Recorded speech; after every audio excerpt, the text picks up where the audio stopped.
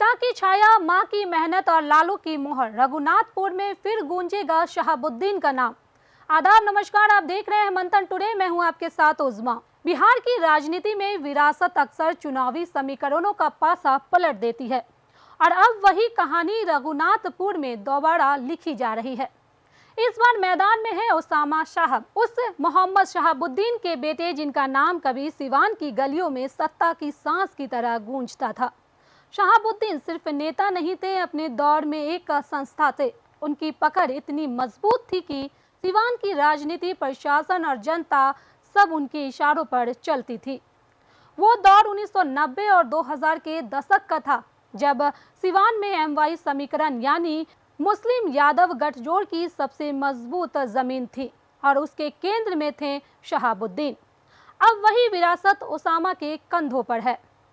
उसामा की राजनीति दरअसल उनके पिता की अधूरी कहानी का नया अध्याय है।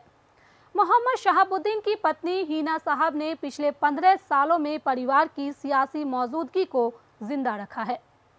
2009, 2014 और 2019 के लोकसभा चुनाव में उन्होंने सिवान से उम्मीदवारी पेश की। हर बार हारी, लेकिन सम्मानजनक मतों के साथ। अप्रैल 2025 में हिना साहब ने पटना जाकर लालू प्रसाद यादव और तेजस्वी से मुलाकात की और बेटे उसामा के लिए टिकट की पैरवी की। नतीजा ये हुआ कि आरजेडी ने रघुनाथपुर विधानसभा सीट से उसामा को उम्मीदवार घोषित कर दिया। पार्टी ने मौजूदा विधायक हरिशंकर यादव को मनाकर सीट उनके लिए खाली कर दी। यह राजद का सबसे बड़ा संकेत था कि सिवान का शाह परिवार अब फिर से पार्टी के केंद्रीय दायरे में लौट रहा है। रघुनाथपुर का जातीय गणित इस दाव को और दिलचस्प बना देता है। यहाँ मुस्लिम और यादव मतदाता मिलकर लगभग 55 से 60% वोटों का आधार बनाते हैं। यानी यह वही सामाजिक गठजोड़ है जिसने दशकों तक राजद को सत्ता की सीढ़ी चढ़ाई। 2020 में राजद ने 144 सीटों पर चुनाव लड़ा था और 75 सीटें जीती थी, जिनमें एक थी रघुनाथपुर। तब हरिशंकर यादव ने 17,965 वोटों के अंतर से जीत दर्ज की थी। अब जब उसामा साहब मैदान में हैं तो समीकरण और भावनाएं दोनों उनके पक्ष में दिख रही है। राजनीतिक जानकारों का मानना है कि मुस्लिम मतदाताओं में कोई बिखराव नहीं होगा, उल्टा शहाबुद्दीन की यादें और भावनात्मक जुड़ाव उन्हें और एकजुट करेगा। यादव वोट पहले से ही राजद के साथ है, इसलिए यह सीट पार्टी के लिए सेफ जोन मानी जा रही है। लेकिन कहानी सिर्फ समीकरणों की नहीं है, भावनाओं की भी है। सिवान और उसके आसपास के गांव में आज भी लोग शहाबुद्दीन को साहिब कहकर याद करते हैं।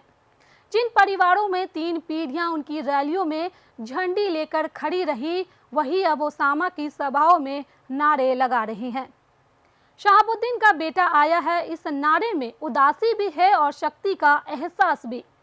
यही भावनात्मक पूंजी उसामा की सबसे बड़ी ताकत है। फिर भी चुनौती आसान नहीं है। उसामा के सामने अपने पिता की छाया से बाहर निकलकर खुद की पहचान बनानी होगी।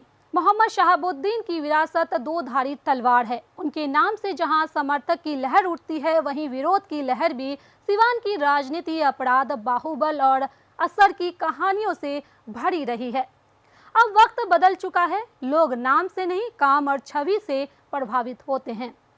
यही उसामा की सबसे बड़ी परीक्षा होगी। क्या वे अपने पिता की ताकत को आधुनिक राजनीति की भाषा में बदल पाएंगे? राजद का दांव इस लिहाज से समझदारी भरा है। तेजस्वी यादव खुद भावनाओं की राजनीति का चेहरा है और वे जानते हैं कि नई पीढ़ी भावनाओं के साथ साथ नेतृत्व की नई शैली भी चाहती है। उसामा उसी मॉडल के तहत लाए गए हैं। पारिवारिक विरासत और युवा ऊर्जा का मेल। हरिशंकर यादव का सीट छोड़ना यह भी दिखाता है कि पार्टी में हिना साहब और उनके परिवार को अब सिर्फ प्रतीक नहीं बल्कि शक्ति केंद्र के रूप में देखा जा रहा है।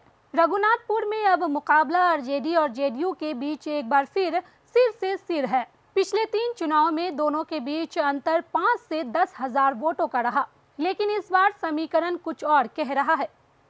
उसामा के उतरते ही माहौल बदल गया है। राजद खेमे में जोश है, जबकि विरोधी खेमे में नई रणनीति और माथापच्ची। क्योंकि अगर शहाबुद्दीन की लेगेसी फैक्टर ने उम्मीद के मुताबिक काम किया तो यह सीट उसामा साहब की एंट्री बिहार की राजनीति में एक प्रतीकात्मक घटना है। यह पुराने दौर की विरासत और नई पीढ़ी की राजनीति का मिलन है।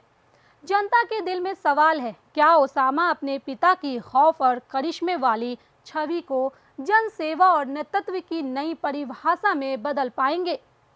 अगर हाँ, तो यह जीत सिर्फ एक सीट नहीं बल्कि सिवान में राजद की रीबर्थ की कहानी होगी, और अगर नहीं तो विरासत की सबसे बड़ी परीक्षा इतिहास में एक अधूरा अध्याय बन जाएगी। तो फिलहाल इस खबर में इतना ही। बिहार की ऐसी ही राजनीतिक खबरों के लिए बने रहे मंथन टुडे के साथ ही हमारे चैनल को लाइक करें, सब्सक्राइब करें, फॉलो करें और साथ ही निष्पक्ष पत्रकारिता देखने के लिए देखते रहे मंथन टुडे। बहुत बहुत शुक्रिया।